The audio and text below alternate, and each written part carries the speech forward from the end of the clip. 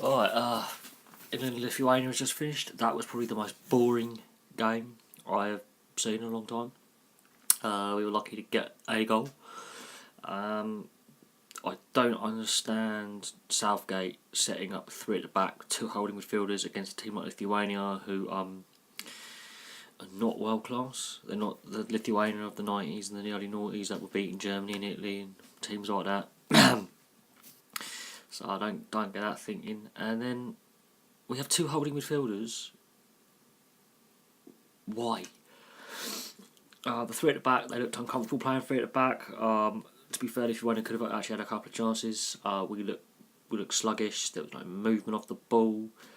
I think Southgate set us up not to lose instead of going out to win. And the same could be said of Hodgson when he was in charge. Allardyce, he won that game. And then he got sacked.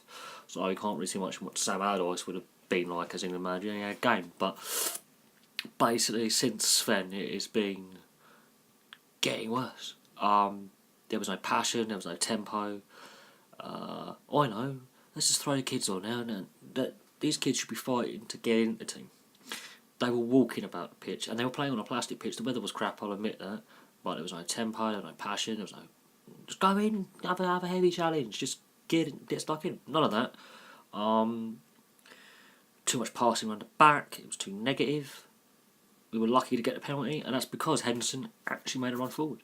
I don't know what... They look like they're scared to make decisions in attack. Now in defence, you have your defensive strategies and your defence is set up.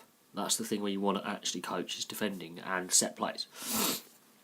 We didn't have a lot of set plays really. Corners were bad, we did have. Couldn't beat the first man, pointless.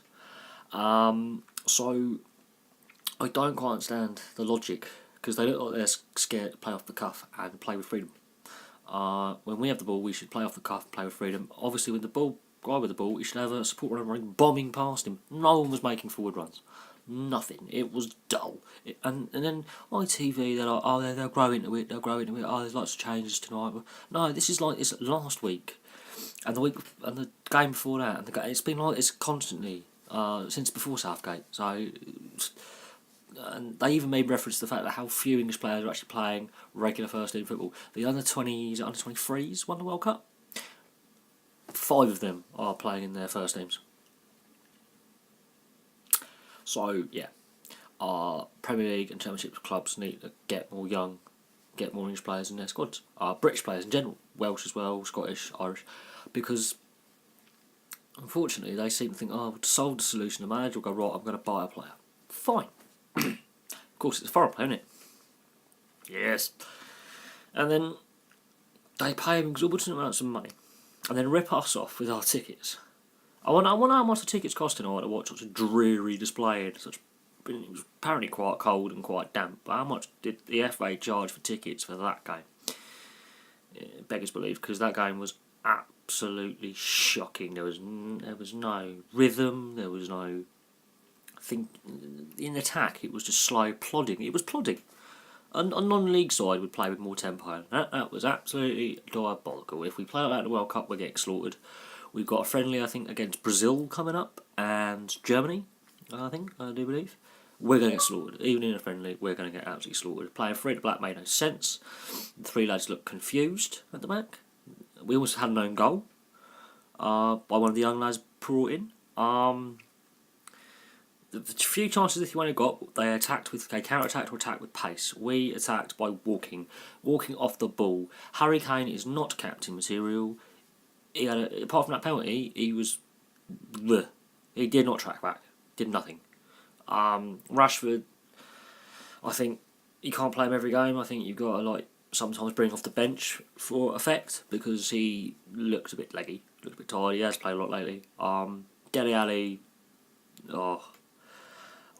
jury's out on him on my part. It's not because I'm not a Tottenham fan, which I'm not, but my jury on Dele Alli is out there because he performs well for Tottenham for club. Great.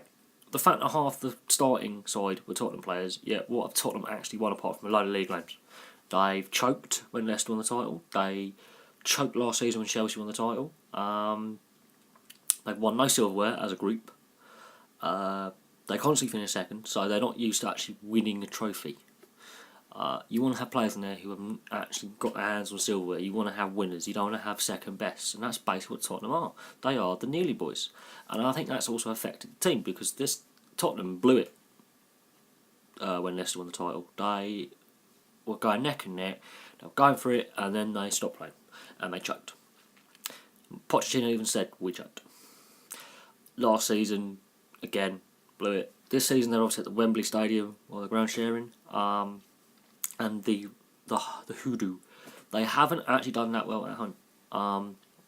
They've had counsellors. They've started pick up, but they were just. There was one game I think at Burnley where they had like 20, 30 odd shots on goal, did not score, and that is symptomatic of England. England tonight we barely had a shot on goal. Barely. We were lucky with a penalty. To be fair, apart from that, it would have been 0-0. Lithuania could have grabbed a goal and embarrassed us. So yeah, I don't know how many of these players will be in the squad for the World Cup. There's a lot of change. Jamie Vardy getting some form. Another young player could come up and do really well. Defoe seems to think he's going to be on the plane. I'm sorry, mate. You're crap. You're yesterday's man. You're a known choke up. Do one. I don't see him getting on the plane. Crouch has not ruled himself out, saying that I'm still available for England. I just have been overlooked. And to be fair, his record for England, 22 goals in 42 games, yeah, I would actually have someone like that, an experienced player, a target man, because for a guy who's a gangly and not the quickest, he does have a football brain. I would have him. I would have experienced players who are still playing regularly for their clubs. He is. He never had any pace to lose anyway, but he's still playing regularly for his club. Unlike Defoe, who's just there for the money, really. And plus, Defoe tried to play a season in the MLS and then quit because he got homesick, even though the club bent their back for him, giving him everything he asked for, and he went, no, I don't play for you. So, Defoe, he's greedy. He shouldn't be in there. Kane's not a captain. Henderson, I don't know what his role is.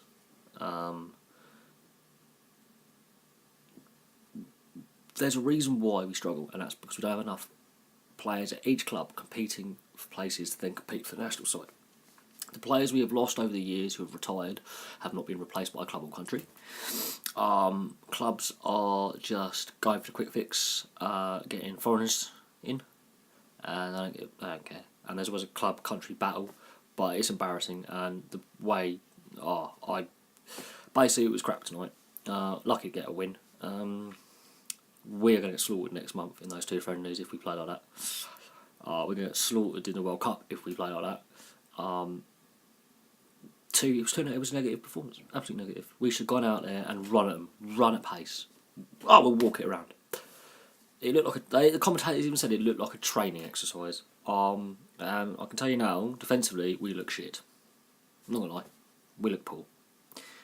The defence looked like a bloody sieve, and I'm not lying. Like, if we play like that, even once you qualify for the World Cup, that proves you're in the top 32 teams in the world. Basically, that is the best of the best. Even if it's like a Costa Rica or a Honduras or whatever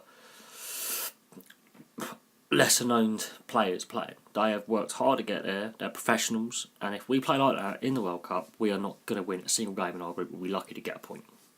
We could be worse than last time. We could be worse than the Euros and we lost to Iceland, but Iceland actually have a good team and they've got a good team ethic. I think that's another thing that's the problem. We're not playing for each other, they're a bunch of individuals as well. So yeah, they treated it, there was no passion, no pace. I could complain all night. Butland, to be fair, everything was thrown at him, he kept it out and he did pull off a couple of saves. One of them could have been an own goal. He was sharp, he kept his head screwed on. Everyone else in front of him, I personally would not have any of them in my team. I personally would not select a single one of them. But that's why I'm the fan and the critic, and I'm not the player. I don't obviously play out on the pitch, but my God, that was a shocking performance. And I don't care if I get negative comments for this when I post this on Twitter as well. I do not care, because at the end of the day, that was poor. Piss poor. Piss poor. And there's got to be some kind of right, take responsibility, just go out there and enjoy yourself. No, they looked terrified to make decisions. They looked terrified to actually go, right, I'm going to express myself now, I'm going to just run at this guy. They were walking at him, they were jogging. It was a joke. They're too negative, the setup's all wrong. I think Southgate's probably the wrong guy in charge, but that's just me. He hasn't lost that. The last time he used that system, he lost both the games. So should they experiment with that system? Like beginning of the qualifying campaign in against, like, say, a Malta or Scotland? Possibly at the beginning of the campaign, possibly. Not at the end, when there's no point, because it's probably not done any of the players any good. Only 4 Premier League clubs last weekend used 3 at the back system, so the other 16 don't. So they play with 4 at the back, so that clearly doesn't work because it's not a used system in this country regularly. So that made no sense. The fact that the squad's too top heavy with Tottenham players worries me, because yeah, they're picking up. They are picking up, but they have a habit as a group, collective, of in big games going missing occasionally towards the end of a season, and the World Cup will come just after the season's ended. And what happened last year? Again, a very top heavy Tottenham contingent in the squad that went to France. We got battered. Yeah. That's, again, my personal opinion. I am quite happy to argue the toss with that and discuss it with Tottenham fans, but I bet you a lot of Tottenham fans would agree with me that, yeah, they do choke. They've got to finally get over that when you go to win an FA Cup, win a League Cup, win a Premier League, do well in the Champions League, get further in the Champions League, and then we can have a discussion whether they're chokers or not. Anyway, I'm going to leave that there because I'll post another video in a bit. I'm going to go on my Xbox now. And please subscribe below, please comment below, and please like below, or even dislike. And when you comment, I'll be quite happy to have a discussion with you about how negative that performance was. Toodle pip.